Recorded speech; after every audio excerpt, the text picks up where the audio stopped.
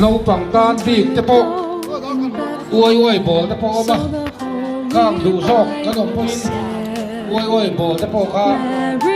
đó là chồng đấy mà nó bị ca mình bùi rồi sọ hôn ăn cái này á mua sấy mà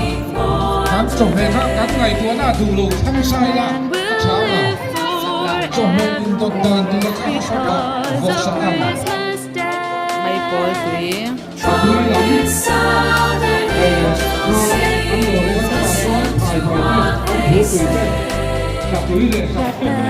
Rồi trên này đâu sa xuống ngay để khai lại ở phía sau nhà đi à rồi làm sạch thấy tốt đi xe dấu tốt đi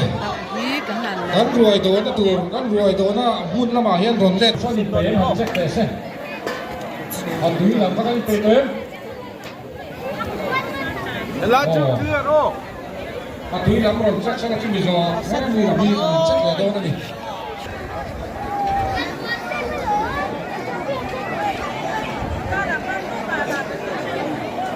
đâm lẩu sa xuống ngay lên report tổ cái ta hay là hiện sa làm thế à Về là lậu mà mà. đi chung thì họ lạc sập gì chứ tin đâm lẩu sa xuống ngay tổ ngắn xong ra school hall là đấy giữ cái hall là rồi chuyện tổ nó cho còn nó chơi đi đấy ta thung tin ra mình khá là lâu mà cái này à ta đi học chế thì nó có chưa có đọc tổ là vì là rồi sẽ cũng đi cần đau 7, 6, 5, 4, 3, 2, 1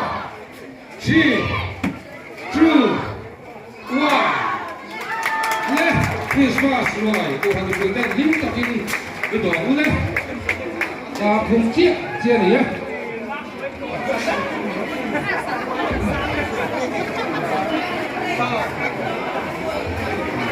rồi yêu tiên chẳng mà khá cái mà sao còn nó đi thì tăng tươi đó tin áp tiền các bạn đi các bạn lạc trong cho tổ mà lên rồi thì cái là